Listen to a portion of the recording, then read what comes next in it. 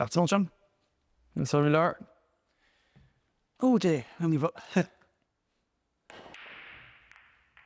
Correct. Ça fait plusieurs fois qu'on nous demande comment ça a parti Chaletto, comment ça a commencé, d'où est-ce qu'on vient. J'ai toujours redouté de... Je sais pas pourquoi. On dirait que notre histoire est tellement outsiders, hein, ça n'a pas rapport. J'ai toujours pas redouté d'en parler, mais j'ai toujours trouvé ça un peu impertinent. Puis je me suis rendu compte qu'avec le temps, nos propriétaires, ça les intéresse. Les gens ont envie de savoir avec qui ils font affaire. Puis ça fait longtemps qu'on veut faire ce podcast-là, puis raconter un peu l'histoire de Chaletto. D'où on vient, pourquoi ça a commencé, puis qu'est-ce qu'on fait aussi, surtout. Oui, puis tu sais, on a souvent parlé un peu de nos connaissances, de notre expérience. Depuis le début, on vous partage vraiment tout ce qu'on sait, tout ce qu'on pense être un bon move à faire en locatif, puis tout ce qui n'est pas un bon move à faire en locatif. Puis on s'était toujours dit, moi puis Matt, on fait attention, le but, c'est pas tant de promouvoir Chaletto, c'est vraiment de mettre nos connaissances à l'avant. Mais là, aujourd'hui, on s'est dit, là, à un moment donné, on va vous dire pourquoi on pense qu'on fait vraiment un job super. On est sa coche. L'objectif aujourd'hui, là, c'est de parler de nous, puis de parler aussi pourquoi Chaletto, on est sa coche, tout simplement. Notre histoire de Outsiders. Ouais. Les histoires comme ça se fait pas, comme ça s'invente pas, ça n'a pas rapport. P.O. et moi, on se connaît, ça fait une vingtaine d'années passées. On est en business ensemble depuis bientôt 10 ans. Mais tout ça a commencé dans un hôpital. On était pas des patients. P.O. et moi, on est tous les deux infirmiers de métier. Ça a commencé comme ça. Des discussions d'immobilier dans un bloc d'urgence où est-ce qu'on est débordé, c'est chargé dans le TSO. TSO égale temps supplémentaire obligatoire. Juste deux gars passionnés d'immobilier qui se mettent à jaser ensemble. Puis comme, hey, on achète ça quoi ensemble? Au début, on regardait pour des trucs long terme. Puis là, est venu l'idée des chalets locatifs court terme. On bâtit notre premier, le chalet Les Grands-Bois, fast start de même. Let's go. On sait pas pantoute vers où on s'en va. Capote. Puis à base, on faisait le chalet-là plus pour avoir un chalet de parties d'amis. Dans le sens où on se dit, tu sais, les 3-4 fois dans l'année ou 5-6 fois dans l'année qu'on veut avoir un party dans un chalet, ben, on va le faire dans un de nos chalets, puis le reste de l'année, on va le rentabiliser. T'sais, à ce moment-là, on était jeunes encore, on avait comme environ 19 ans, 20 ans, plus ou moins, peut-être 21 ans. On avait encore la petite mentalité-là de vouloir se faire du fun avant tout, là. Exact, c'est ça. Puis là, tu sais, rapidement, après le premier chalet est venu le deuxième, John Gold, qu'on a bâti 3 ans plus tard. 2 ans ou 3 ans plus tard, en tout cas. Ouais, environ. Puis, on n'avait pas d'argent pour les bâtir et les acheter les chalets. On a trouvé toutes sortes de solutions pour financer ça qui sont extraordinaires. Puis on a parti ça tout en travaillant à l'hôpital. Puis là, la pandémie est arrivée pas longtemps après ça. Là, on est à l'hôpital, on se fait... Je pense que la pandémie est arrivée 1 an après la construction du jungle. Ouais, environ. Là, arrive la pandémie, 2 ans. Là, on se fait défoncer, pas faire, là, à l'hôpital. On goûte au COVID-19. C'était quand même intense. À ce temps-là, PO, c'est ça. Moi, j'étais plus à l'urgence. J'étais rendu coordonnateur à l'hôpital. Ouais, moi, j'étais encore à l'urgence de nuit. Ouais, c'est ça. Puis là, c'est là qu'il est arrivé, je pense, entretien ménager émeraude, entretien des Appalaches, c'est arrivé pas mal à ce moment-là. Oui, c'est vrai, parce que pendant qu'on qu'on travaillait de nuit, des fois à ma pause, j'allais le voir, puis là, on fait des heures des filles pour nos compagnies de ménage. On répondait aux emails de nos clients la nuit. Le matin à 8h, 8h30, 9h, quand on arrivait, on commençait à appeler nos clients. Puis on appelait nos femmes nos filles qui travaillaient pour nous pour être sûr qu'ils étaient en route pour les chantiers, les chalets. C'est-à-dire, non, c'était une période les visites de soumission, hein, après, commence à 4 h le soir à l'hôpital, fin 16 h, finit à 8 h le matin, bang, on monte en Bellechasse, ça va faire des soumissions de chalet, on se couche à midi, 1 h, puis on recommence le lendemain. Ça a été toute une aventure. Entretien des Appalaches, ça nous a permis de comprendre la réalité de terrain. Ouais. Parce que, bon, tu sais, on est propriétaire de chalets locatifs, fait qu'on connaît la réalité de chalets locatifs. Après ça, on a été propriétaire de compagnies d'entretien ménager qu'on a fait des ménages pour plus que 50 chalets. Fait que, tu sais, ça roulait sur un temps. Fait qu'on a compris ce volet-là. Puis, À un moment donné, on signe un nouveau chalet, un beau gros chalet qui s'appelle l'Oasis. Magnifique chalet dans la montagne au massif. Puis là, on a signé le chalet-là, en plus, quand on n'était pas encore... le chalet-là n'existait pas, en réalité. Là. C'était vraiment Patrick, là, bref, le propriétaire, qui nous a approchés directement, qui avait aimé nos services d'entretien ménager. Je pense qu'il nous trouvait sa coche professionnelle. C'est à cause de ça qu'il voulait qu'on gère son chalet. Puis, en réalité, dans le temps... là, c'est plus la même page Instagram, là, mais on avait une page Instagram reliée juste à nos chalets. Puis on était vraiment à la coche en termes de marketing. Puis c'est ça qui a fait que les propriétaires ont commencé à nous approcher. Ben oui, puis tu sais, faut pas oublier, Patrick, qu'on y a référé, par respect, je ne les nommerai pas, mais 2 compagnies de gestion avant qu'ils viennent, avant qu'ils se soient lui, en fait, qui nous avancent l'idée-là, parce que on y a référé 2 compagnies de gestion, puis à chaque fois, c'était comme, ah, les gars, non, tu sais, j'ai besoin de plus, j'ai besoin d'un meilleur service que ça. Puis là, est arrivé le moment où il dit, les gars, pourquoi vous gérez pas mon chalet? On est peut-être pas trop prêt à ça, mettons. Pas partout, même. On l'a juste fait. Ce que vous faites, vous le faites bien. Vos chalets sont pleines de capacité tout le temps. Ça vire au fond, vous avez des bons chiffres. Je veux ça, moi, tout. Puis c'est à ce moment-là qu'on a réalisé qu'on avait peut-être une expertise qu'on ne savait pas qu'on avait. Je pense qu'il n'y a pas de cours pour être un champion dans le locatif court terme. Il y a des cours en tourisme, ça, qui sont bons pour le service à la clientèle, mais gérer un chalet locatif, il n'y a pas de cours pour ça. Là. Fait que là, on arrive avec ça. OK, on a peut-être une expertise, on a peut-être une formule. On a pris le chalet à Pat en gestion l'Oasis, tout d'un coup. Ça s'est mis à exploser. Même que le rendement du chalet à Pat, à un moment, il était vraiment... J'aurais pas pu espérer aussi que ça. C'était vraiment, vraiment impressionnant. Ouais. C'est toujours un des chalets les plus hauts du Massif du Sud. Très beau produit. Ça a commencé comme ça il y a 2 ans et demi. Parti de zéro, parti de rien. Juste une idée de chum qui... 2 infirmiers d'un hôpital qui ont des idées de partir dans ce domaine-là sans trop savoir où est-ce qu'on s'en va. C'est vraiment ça l'histoire. Puis jusqu'à il y a 6 mois, on était encore à l'hôpital. On travaillait encore à l'hôpital en faisant les 2. Moi, j'étais chef d'unité de la pédiatrie à l'Hôtel-Dieu de Lévis. Théo encore à côté. Juste les fins de semaine, par contre. La dernière année... Ouais, c'est ça. C'est vrai, il y a 6 mois, j'ai démissionné de l'hôpital, là, mais la dernière année que j'avais travaillé à l'ôpital, je suis les fins de semaine. J'allais vous demander trop. C'est ça. C'est ça. J'allais chiller à l'hôpital, j'allais voir mes amis. Puis après 1 an de chiller avec des amis la fin de semaine, je me suis dit, ben là, tu sais, next, là, faisons autre chose. C'est ça. That's the journey. C'est vrai. Mais qu'on dit. Tu sais, Matt, c'est le gars plus dans la compagnie, plus qui aime ça, émotionnel, l'histoire. Moi, je suis plus le gars qui aime ça, aller dans les faits directs. À LT, fine, on a une belle histoire. Comme vous venez de vous le voir, tu sais, une histoire un peu, comment tu dis, qui sort? Ben, c'est un peu, c'est une histoire que je trouve qui, tu sais, je me suis toujours senti comme un intrus dans le chaletot. Puis même dans les business, en réalité, tu sais, les gars sont tous business, marketing, tout le monde, on est infirmier. On n'a pas rapport ici, là. On n'a pas rapport là. Je me suis toujours senti comme un intrus, un peu comme un outsider. Fait que c'est un peu ça, mais on l'a fait pareil, tu sais, puis on est là. Puis tu sais, le but vraiment de la vidéo aujourd'hui, comme je dis, le but c'est pas de prouver qu'on est les meilleurs, mais c'est de prouver pourquoi on se démarque énormément de la compétition. Moi, je pense qu'on est les meilleurs, mais tu sais, laissons le monde en juger de nos compétences puis de la qualité de notre service. Une des trucs qui nous démarque énormément, là, c'est le marketing. Comme vous voyez aujourd'hui, encore là, on fait des podcasts, on fait des TikTok, et à chaque fois que vous allez m'entendre parler de TikTok, normalement, je vais vous le dire, là, c'est de quoi que je déteste, mais en 2024, il faut faire des TikTok pour être vraiment présent sur toutes les plateformes.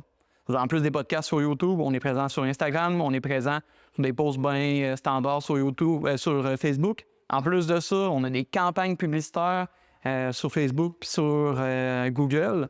Puis des campagnes publicitaires qui visent, je ne le cacherai pas, 2 types de clientèle. On veut grossir, c'est-à-dire il y a une campagne publicitaire qui vise vraiment les propriétaires, puis notre autre campagne publicitaire cherche vraiment à aller chercher des locataires qui vont aller louer des chalets. Puis l'objectif en l'air de ça, c'est plus qu'on augmente la visibilité de nos propriétaires sur notre plateforme, plus que ça amène de location à nos propriétaires, puis à ce moment-là, donc, plus que leurs revenus augmentent, puis donc qu'on optimise leur rendement tout simplement. Puis c'est ça, souvent, vous allez m'entendre parler un peu dans mes speeches de vente quand je fais vraiment du one-to-one. L'objectif ultime, je me fous un peu de votre taux d'occupation, dans le sens que Que je vous amène un taux d'occupation à 50, 55, 60 c'est secondaire pour moi. L'objectif, c'est vraiment que le bottom line, le chiffre à la fin, soit le plus haut possible. C'est ça notre objectif en tant que tel. Là. Tu sais, je viens de vous parler qu'en termes de marketing, Chaletto, on essaie d'être sur la coche. On essaie vraiment de se démarquer. Un des autres points qui nous démarque énormément, c'est la tarification dynamique. C'est-à-dire, pour vraiment optimiser les revenus de nos propriétaires encore, puis comme je l'ai dit, vous allez souvent m'entendre parler d'optimisation des revenus, on veut vraiment s'assurer que quand les clients ils bookent au meilleur prix. Ou qu'en réalité, dans des saisons plus faibles, que quand il n'y a pas beaucoup de chalets qui sont bookés, bien que oui, peut-être vos prix vont diminuer un peu. Peut-être qu'on va dropper vos prix de 10 grâce à l'intelligence artificielle en réalité, mais vraiment que encore là, vos chalets soient bookés. Je veux vraiment que le bottom line, là, à la fin de l'année, là, ça soit le plus élevé possible pour que vous ayez le plus d'argent possible dans vos poches. Écoutez, je vais être franc avec vous. Plus tu fais d'argent, plus que je me fais d'argent. C'est hyper simple comme ça. Là. Puis, l'intelligence artificielle, c'est vraiment trippant à cause que, d'ailleurs, on n'a pas besoin de mettre à chaque jour pour de vrai, si on aurait pris l'intelligence artificielle, il faudrait mettre genre 60 heures par semaine pour juste changer les prix de tous les chalets. Ça serait pas de bon sens, ça serait pas logique. C'est-à-dire, elle vient comme ajuster les prix à chaque jour selon l'achalandage qu'elle détecte sur les plateformes, que ce soit Airbnb, VRBO ou Booking.com. Un peu comme quand on veut booker un voyage dans le sud, des fois tu checkes ton billet, il est à 1900. Tu checkes le lendemain ou le surlendemain, il est rendu à 1950. Puis là, plus tu vas commencer à cliquer, bien, plus qu'elle ne veut pas, elle va détecter un achalandage normalement, là, puis qu'elle va monter les prix. Mais au Québec, admettons, en avril-mai, c'est pas le cas. En avril-mai, à travers la province, les taux d'occupation sont plus bas. L'intelligence artificielle, comme je l'ai dit un peu plus tôt, bien là, elle vient de descendre les prix un peu pour s'assurer que tu sois bouqué pour les compétiteurs autour de toi, donc pour que tu aies de l'argent dans tes poches. L'affaire qu'on se fait demander souvent, c'est comment ça marche votre contrat? Contrat. Je pense qu'on peut dire qu'on en a un par principe, un contrat, mais notre contrat, il fait pas 20 pages, il fait à peu près 3 pages. Vous pouvez quitter quand vous voulez, ça coûte rien. Nous, notre mentalité, quand on a parti Chaletto, ça a été de se dire on veut que les clients soient avec nous parce qu'ils ont envie d'être avec nous. Ils ont envie de faire affaire avec nous. Ils sont attachés à notre service, ils ne sont pas emprisonnés dans le contrat. Ça, c'est notre mentalité. C'est comme ça qu'on travaille. C'est comme ça qu'on travaille avec tous nos propriétaires. Fait il n'y a personne d'emprisonnant avec Chaletto. Si vous voulez quitter, vous pouvez quitter à tout moment. On retient les gens à cause du service qu'on donne. On fait de notre mieux. Je ne sais pas si on est les meilleurs, mais je peux vous dire une chose. On met notre cœur, puis on met notre énergie sur la table. Je pense comme personne. Puis on gère les chalets de nos propriétaires comme si c'était les nôtres en réalité. Fait que c'est ça qui distingue quelqu'un qui met ses couilles sur la table. Ben c'est ça. On est là. C'est comme ça qu'on travaille.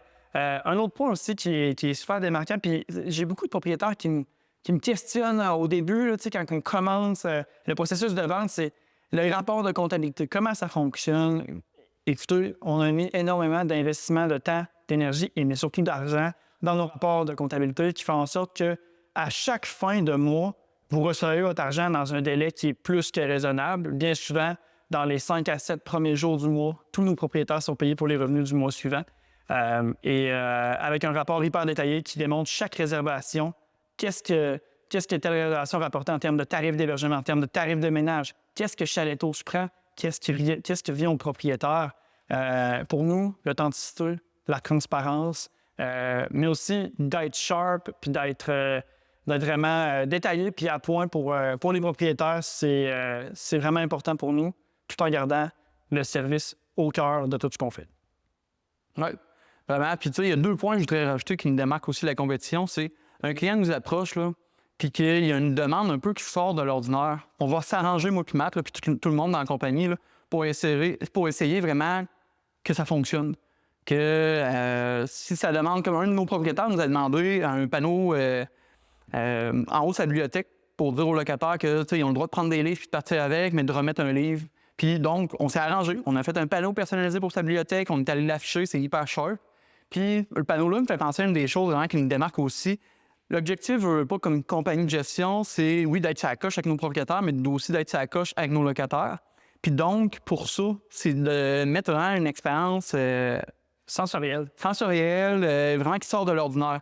On veut se démarquer de la compétition. On veut vraiment que quand on rentre dans le chalet, il y a des points qui vraiment vont faire que le client, le locataire, va s'en souvenir pendant 1 an, 2 ans, 3 ans de votre chalet. Contrairement à que, veux pas, au Québec, En moyenne, les familles louent un chalet par année. Puis, il y a pas, les chalets ne se démarquent pas beaucoup, c'est-à-dire ils vont juste en louer un autre, sans se souvenir du chalet qu'ils ont loué il y a 3 ans. Puis nous, c'est là qu'on veut faire du sens. On veut qu'ils se souviennent du chalet, puis on veut qu'ils reviennent. Entre autres, les guides personnalisés qu'on fait pour nos chalets avec des alupanels en aluminium, ça coche. Le monde rentre, ils ont un gros code QR à aller signer, à aller scanner. Fun, c'est ça, hein? Ouais, thanks. Puis là, tout de suite, ils scannent ça. Ils ont déjà un guide personnalisé qui dit les activités autour proches. Puis on fait attention de ne pas mettre 10 fois tous les bords de la région, là, puis que c'est pas vraiment des activités. Ils font mettre des activités variées comme une ferme, un zoo, de la piste cyclable, des choses vraiment variées. Il y en a pour tous les groupes et pour tous les types de personnes dans les Ouais. On s'arrange pour avoir vraiment un éventail large. C'est un guide personnalisé, mais ça fait en sorte que le voyageur, il rentre dans le chalet, puis il y a une expérience sensorielle. Puis tu sais, je veux pas, il y a beaucoup de compétitions. Il y en a de plus en plus de la compétition. Fait que ce qu'on veut, c'est créer en fait une expérience. Les gens, ils louent beaucoup plus une expérience qu'un chalet maintenant. Puis c'est ça, avec Chaletto, qu'on met en place avec nos propriétaires pour assurer une rétention des voyageurs. Puis comme P.O. dit, en moyenne, les gens louent un chalet par année. Fait que c'est sûr que le plus possible, on veut que ces clients-là reviennent chez nous, reviennent dans vos chalets. Puis c'est, je pense, toutes les, comme tu dis, les panneaux, les codes QR, les guides personnalisés, c'est quelque chose qui fait en sorte que ça rend l'expérience unique puis mémorable. Puis tu sais, on a parlé des sensoriels puis des panneaux, mais on a aussi dans nos chalets des panneaux Spotify. En le sens, la personne, elle arrive, elle est dans le salon, elle veut juste relaxer, elle veut se mettre une petite playlist, soit calme ou soit plus funky. Ce qui est le fun, elle a accès à des codes QR qui sont sur un panneau encore. Les enfants peuvent aller scanner, le projeter sur la barre de son, le projeter sur la télé, puis boum, dans le chalet, la petite musique d'ambiance ou la musique qui bouge un peu plus entraînante, mais à part. Ça, c'est vraiment, comme Matt vient de dire, de quoi qui nous démarque, je pense. Une autre affaire qu'on se fait parler vraiment souvent, c'est une question des propriétaires que j'ai l'impression que les gens ont peur de poser. Aujourd'hui, on va en parler parce qu'on ne devrait pas avoir peur quand on met son chalet en gestion de parler de ça. Avec Chaletto, combien de jours par année je peux bloquer? Ouais. Combien de jours par année je peux bloquer? Combien de fins de semaine je peux bloquer par année pour aller profiter de mon chalet? La réponse est hyper simple, les amis. Nous, notre mentalité, c'est que, premièrement, il faut avoir du plaisir ensemble. Fait que c'est sûr qu'il faut avoir une relation dans laquelle on a du fun, puis qu'on avance, qu'on travaille dans le même sens. Quand tu bâtis un chalet locatif court terme, il y a 2 types de personnes dans la vie. Là. Il y a ceux qui vont dire qu'ils ne veulent pas en profiter. En réalité, il y a ceux qui vont dire qu'ils veulent en profiter, puis il y a les menteurs. Parce que tout le monde veut en profiter. C'est juste normal. Puis nous, on encourage ça. Il faut avoir du fun, puis il faut pouvoir en profiter parce que si tu n'en profites pas, c'est plus le fun, puis ça devient juste des chiffres, ça devient juste une business. Nous, on en profite de nos chalets. Moi, j'ai pas peur de le dire. Puis moi, mes propriétaires en profitent de leur chalet, puis c'est correct. C'est correct, c'est normal. Fait que dans notre contrat, il n'y a absolument rien d'écrit sur la limitation de fin de semaine. Moi, tant que je fais de l'argent, tu m'entendras pas chialer. Tant que tu fais de l'argent puis qu'on fait de l'argent ensemble, ça va bien aller. Fait que c'est une relation de confiance. Il n'y en a pas de limite. Je vois plein de contrats. Là. J'ai des propriétaires qui m'approchent et disent « Hey, check mon contrat avec mon autre compagnie de gestion. » Tabarnak, ça fait 27 pages. Il y a des limitations de tout bord, de tout côté. Non, ça, c'est pas notre mentalité. Notre mentalité, c'est qu'on travaille ensemble. Notre relation est basée sur la confiance. On a du fun. Puis à partir de là, sky is the limit. Puis si ça fait plus, puis vous avez envie d'essayer d'autres choses, vous avez envie de reprendre la gestion de votre chalet ou de le donner à quelqu'un d'autre, parce qu'on n'est pas les seuls. Là. Il y en a plein d'autres bonnes compagnies de gestion avec qui on a eu des transitions, des collaborations. Vous pouvez quitter, puis ça ne coûtera rien. Nous, on retient les gens, comme j'ai dit tantôt, avec le service, pas emprisonnés dans un bout de papier. That's it.